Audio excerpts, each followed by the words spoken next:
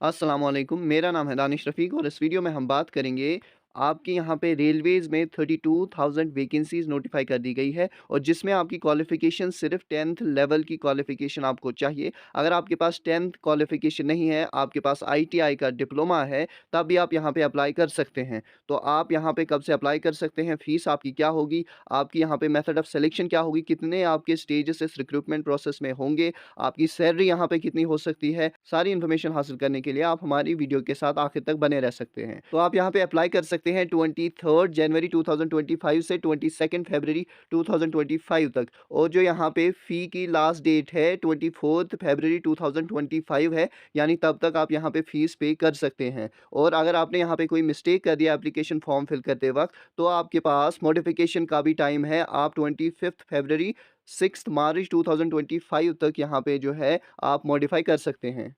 Vacancies आपकी यहाँ पे 32,438 वैकेंसीज़ है। मिनिमम एज आपकी यहाँ पे एज़ ऑन 1 जनवरी 2025 तक 18 साल हो गई होनी चाहिए और मैक्सिमम एज आपकी यहाँ पे 36 ईयर्स होनी चाहिए और आपकी यहाँ पे इनिशियल पे 18,000 से शुरू होगी, तो आपके लिए ये अच्छी अपॉर्च्युनिटी है। अगर आपका रिज़ल्ट अभी पेंडिंग है, लेकिन अगर वो लास्ट डेट से पहले आ जाता है, तो आप यहाँ पे अप्लाई कर सकते हैं। लेकिन अगर लास्ट डेट तक आपका रिज़ल्ट नहीं आया, तब आप अप्लाई नहीं कर सकते। अप्लाई करने के लिए आपके पास यहाँ पे जो रेलवे रिक्रूटमेंट बोर्ड्स है, जो भी स्टेट का अपना आरआरबी है, आप वहीं से अप्लाई करेंगे और आपको सबसे पहले यहाँ पे अपने पास एक ईमेल आईडी, फ़ोन नंबर होना चाहिए और आप यहाँ पे वेबसाइट पे जाके अपना अकाउंट क्रिएट करेंगे। उसके बाद आपको वहाँ पे न्यू ओपनिंग्स जो यहाँ पे न्यू रिक्रूटमेंट है, वो वहाँ पे इंडिकेट हो जाएगी, तो आप वहाँ से अप्लाई कर सकते हैं। और डॉक्यूमेंट वेरिफिकेशन जब तक आपकी नहीं हो जाती, तब तक आप यहाँ पे प्रोविज़नली सेलेक्टेड होंगे, यानी डॉक्यूमेंट वेरिफिकेशन के बाद ही आपको कन्फर्मेशन मिल सकती है। आपको यहाँ पे अपना नाम, father's name, date of birth जो आपके 10th लेवल पे, जो आपके 10th डॉक्यूमेंट्स पे लिखी है, वही आपको यहाँ पे एंटर करनी है। नेशनैलिटी या सिटीज़नशिप की अगर हम बात करें, तो आप सिटीज़न ऑफ इंडिया होने चाहिए, या आप सिटीज़न ऑफ नेपाल या सिटीज़न ऑफ भूटान या तिब्बतियन रेफ्यूजी जो इंडिया में आए हैं 1 जनवरी 1964 से पहले, तो आप यहाँ पे अप्लाई कर सकते हैं। एज लिमिट यहाँ पे जो आपकी दिखाई गई है 18 इयर्स होनी चाहिए और मैक्सिमम एज यहाँ पे आपकी 33 है, लेकिन 3 साल की रिलैक्सेशन यहाँ पे दी जा सकती है, यानी 36 इयर्स आपकी अपर एज लिमिट है। वो क्योंकि कोविड-19 के दौरान यहाँ पे माना गया है कि रिक्रूटमेंट नहीं कराई गई थी। जो कैंडिडेट्स एज पे थे, जिन्होंने अपर एज लिमिट उस हिसाब से क्रॉस कर ली है, तो उनको यहाँ पे 3 साल की रिलैक्सेशन दी गई है।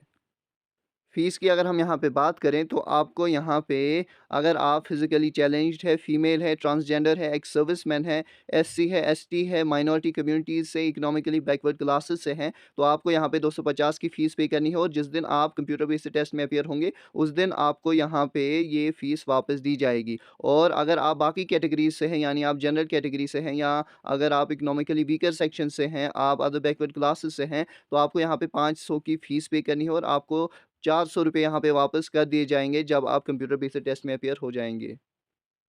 पे करने का जो आप यहाँ पे फ़ी पे करेंगे और अप्लाई करेंगे, उसका मोड जो है वो आपका यहाँ पे सिर्फ़ ऑनलाइन मोड ही है। आप ऑफ़लाइन में यहाँ पे अप्लाई नहीं कर सकते, ना ही आप फ़ी यहाँ पे ऑफ़लाइन मोड में इनको दे सकते हैं। यहाँ पे एक ही मेथड ऑफ़ जो आपकी पेमेंट है या method to apply for these posts है, वो आपकी यहाँ पे सिर्फ़ और सिर्फ़ ऑनलाइन प्रोसेस ही है।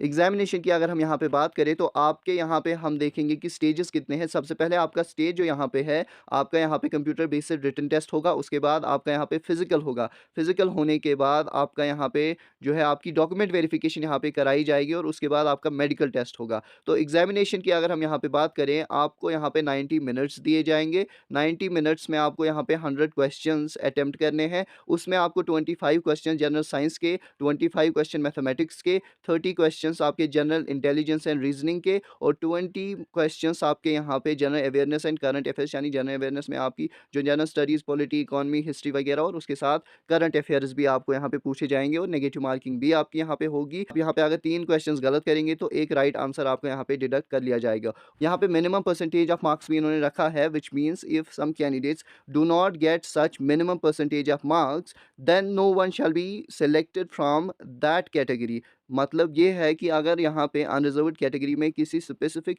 स्टेट में इनको 10 वैकेंसीज़ है और अगर किसी भी कैंडिडेट को 40% ऑफ टोटल मार्क्स नहीं आए तो वहाँ पे सेलेक्ट नहीं किया जाएगा। ये इसलिए किया जाता है ताकि एफिशिएंसी मेंटेन रखी जाए। तो अनरिज़र्व्ड कैटेगरीज़ से ये आपको यहाँ पे 40%, ईडब्ल्यूएस से 40%, ओबीसी नॉन क्रीमी लेयर से 30%, एससीज़ 30, एसटीज़ 30 हैं। तो इतने आपको ज़रूर ला फिज़िकल एफिशिएंसी टेस्ट की अगर हम यहाँ पे बात करें तो आपको यहाँ पे 35 केजी का वेट लिफ्ट करना है और उसको 100 मीटर्स आपको ले जाना है 2 मिनट्स में। और अगर आप फीमेल हैं तो आपको 20 केजी यहाँ पे वेट उठाना है, 100 मीटर डिस्टेंस उसको ले जाना है 2 मिनट्स में। यहाँ पे मेल कैंडिडेट्स को 1000 मीटर्स की रेस करनी है 4 मिनट्स एंड 15 सेकंड्स में, एक ही चांस दिया जाएगा। फीमेल कैंडिडेट्स को 1000 मीटर्स रेस करनी है 5 मिनट्स और 40 सेकंड्स में, इनको भी यहाँ पे एक ही चांस मिलेगा। ये आपके आरआरबीज़ की वेबसाइट्स दी गई है। अगर आप इन्हीं स्टेट से हैं या इन्हीं आरआरबीज़ में आपकी स्टेट्स आती है तो आप यहाँ से अप्लाई कर सकते हैं। कुछ स्टेट्स जो आरआरबीज़ में नहीं आते हैं वो आपके यहाँ पे आते हैं central railway, eastern railway, central railway, east coast railway वगैरह, तो आप देख सकते हैं northern railway etcetera, etcetera. Qualification की अगर हम यहाँ पे बात करें तो जितनी भी आपकी पोस्ट्स है, इनकी जितनी भी वैकेंसीज़ यहाँ पे है आप देख सकते हैं। मिनिमम एजुकेशनल क्वालिफ़िकेशन 10th पास और आईआईटी और इक्विवेलेंट और national apprenticeship certificate granted by NCVT. यानी अगर आपके पास 10th पास मार्कशीट है, आपने आईटीआई किया है, अगर आपने नेशनल अप्रेंटिसशिप सर्टिफिकेट हासिल की है तो आप अप्लाई कर सकते हैं। यहाँ पे भी आप देख सकते हैं 10th पास और आईटीआई और इक्विवेलेंट और national apprenticeship certificate granted by NCVT. तो ये आप देख सकते हैं और वैकेंसीज़ भी यहाँ पे दी हुई है कि किस यहाँ पे आरआरबी में किस आपकी आरआरसी में कितनी वैकेंसीज़ है, आप इसको देख सकते हैं। हमने इसको टेलीग्राम चैनल पे अपलोड कर दिया है, आप वहाँ से भी इसको डाउनलोड कर सकते हैं और टेलीग्राम चैनल की लिंक हमने इस वीडियो की डिस्क्रिप्शन में दे के रखी है। Thank you.